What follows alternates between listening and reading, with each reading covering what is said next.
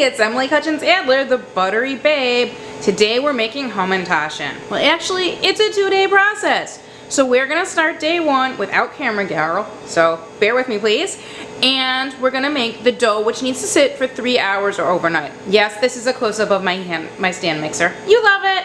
So, we're gonna start with 2½ sticks of room temperature butter and half a cup of sugar, which we're gonna cream on medium speed in our beautiful, beautiful stand mixer. Also starring in this show are the dry ingredients. So we'll have 2½ cups of flour, salt, an egg, okay, not dry, but you got it, vanilla, baking powder, and you can use orange juice, but I prefer some triple sec. Yummo! Okay, moving back over to the mixer. This is very exciting. I never filmed by myself. Actually kind of terrifying, but you'll love it anyway. So I'm gonna add those 2½ sticks of room temperature butter and the half a cup of sugar and a pinch of salt into the stand mixer. That was the butter. There's the sugar and a pinchy pinch of salt. I add the salt at the beginning because I like it to get mixed in evenly with our butter. I'm gonna put it back on medium and then we'll see you in a second when it's all set.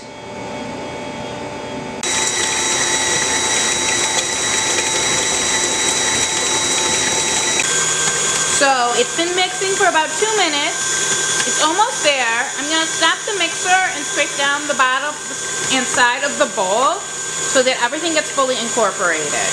Super exciting, right? So we lowered it, we unlock it, lift it up. You can see it's getting fluffy, but it's not quite fluffy enough.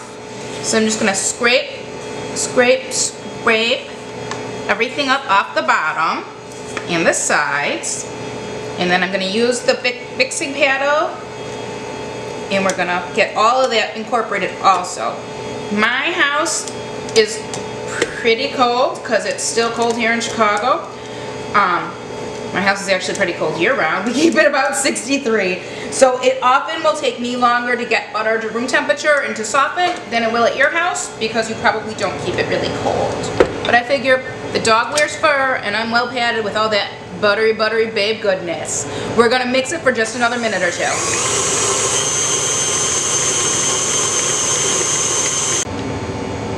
So that's all creamed.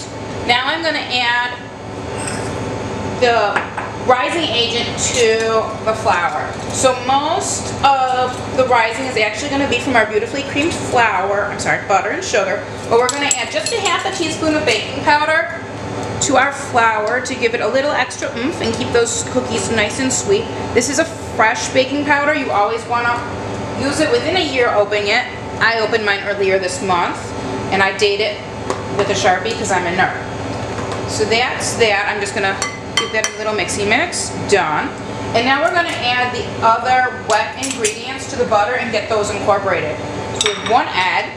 Beautiful, right? This one is straight from my mother-in-law, from her cute little chickens. It says 1 egg. We're going to get ½ teaspoon of vanilla extract.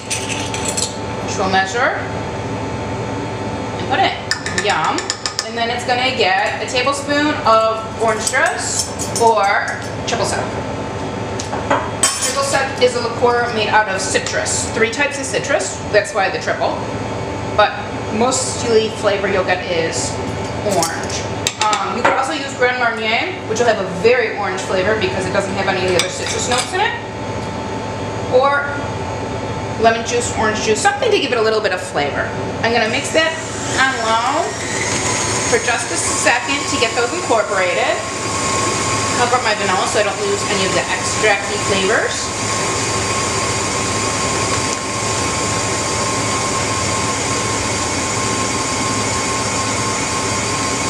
Now again, I'm going to stop, bring this up on high for just a second to get everything mixed in.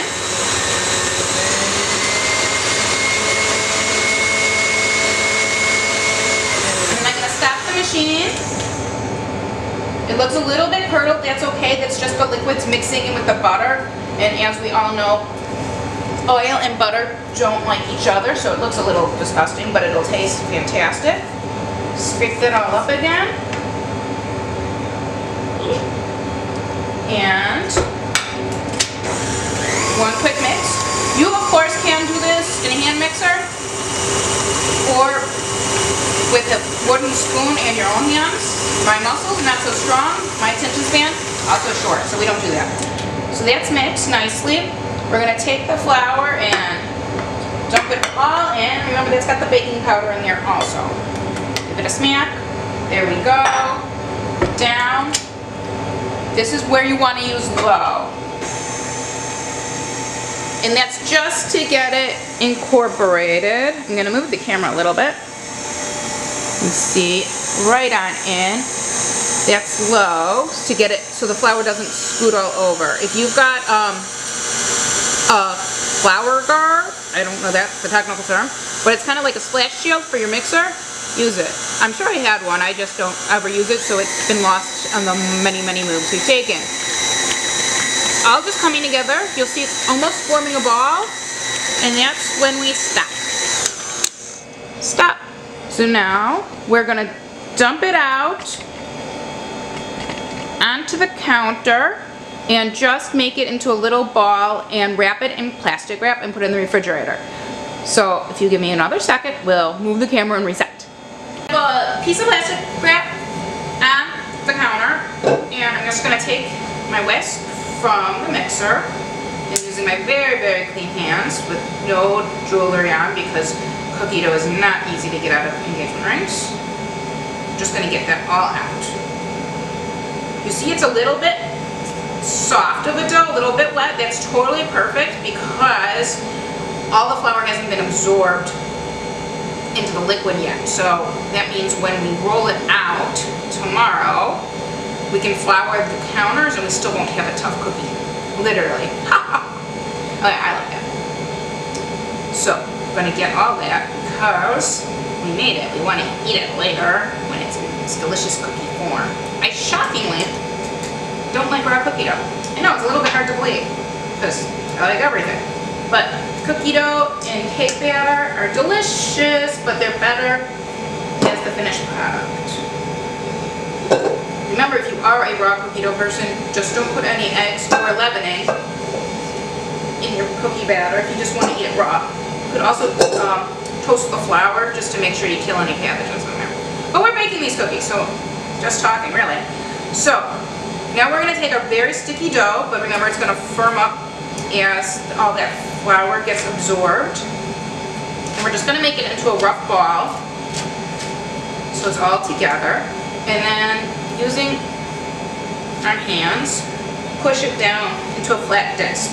We're going to push it into a flat disc now while it's nice and soft because tomorrow we're going to cut this in half and roll it out. But if we start with it already flatter, we have less work to do when the dough is chilled and a little bit firmer and harder to work with. So now we're going to take our plastic wrap and make a snug little blankie for the dough, for our delicious Hamentashen. And then we're going to roll that up in the plastic wrap and put it in the fridge. It'll be ready in 2.5 to 3 hours or overnight. Hey, it's Emily Kutchins Adler, the Buttery Babe, making my favorite holiday treat, Hamentashen! Yay! Who doesn't love cute food, and what could be cuter than cookies filled with goodies? Celebrated on a holiday where we get so drunk that we don't know the difference between good and evil. I mean, oh my god, I love pork. The best.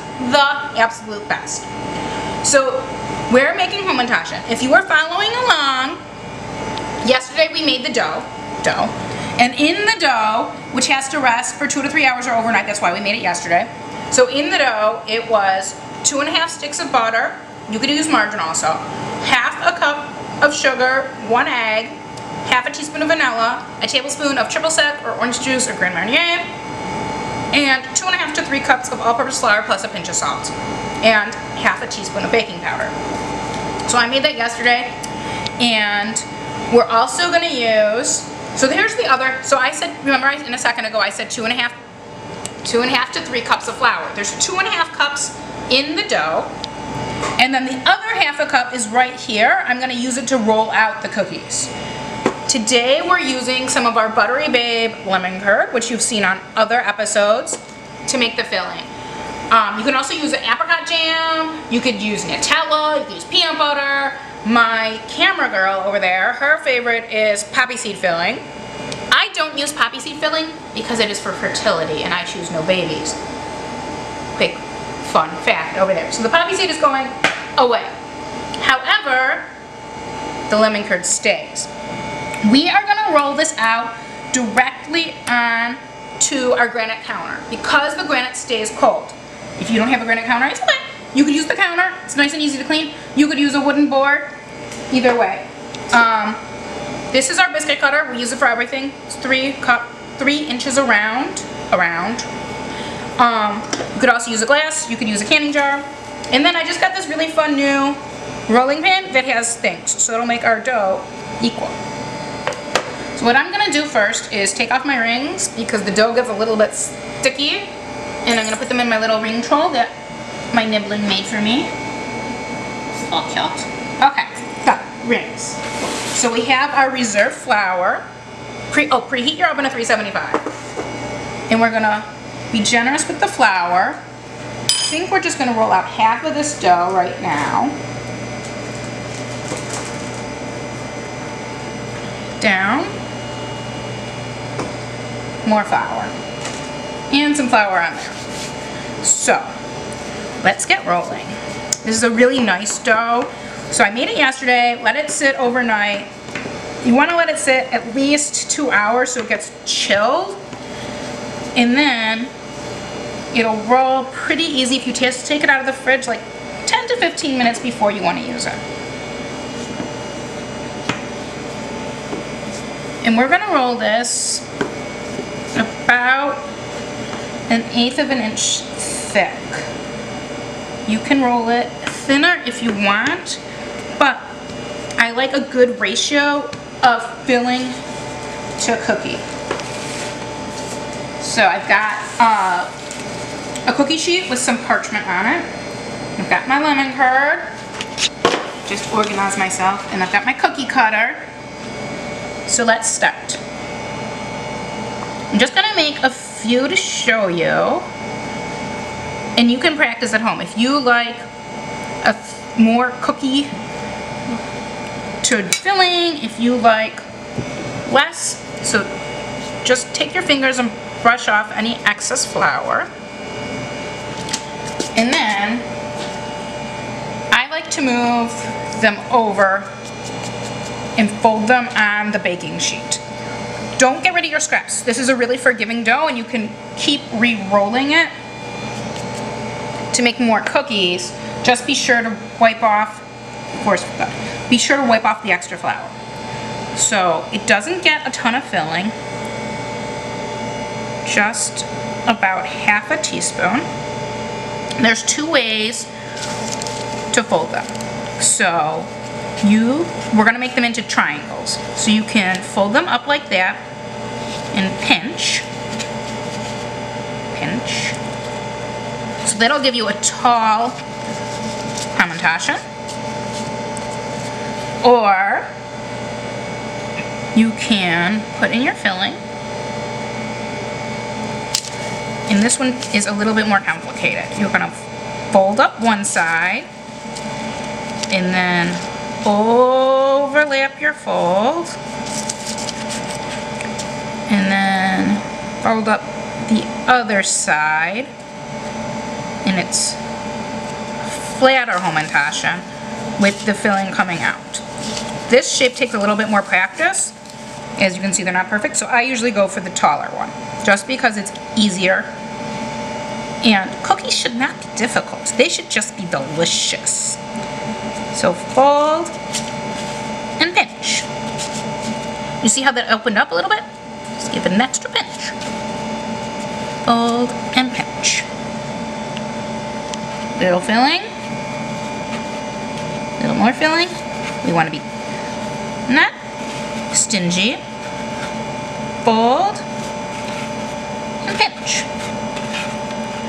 So you're gonna keep making all your cookies. This should make probably a dozen cookies. If you roll it thinner, you'll get more. And then you're gonna wanna put them in the fridge for 15 minutes before you bake them. It'll help them come together. And then we're gonna throw them in a 375-degree oven for 12 to 15 minutes. We'll be back when they're done. Hey, it's Emily Kutchins Adler, the Buttery Babe. I pulled my Hamentashen out of the oven. They took about 15 minutes, and then I let them cool for a very, very long 3 minutes, which is about all I can handle. So you remember that we folded them into cute little triangles. They don't really stay cute little triangles. It doesn't matter. They're gonna be delicious. So this was our homemade dough filled with our Buttery Babe lemon curd, and you can kind of see the idea of a triangle. It doesn't matter. I'm still gonna eat them. The bunny's still gonna eat them. Camera girl's still gonna eat them. We're happy. We used our own lemon curd. You can use jam, Nutella, that horrible poppy seed, whatever you choose like. Please follow me on Facebook, Instagram, LinkedIn, Pinterest, and of course my website, www.butterybabe.com.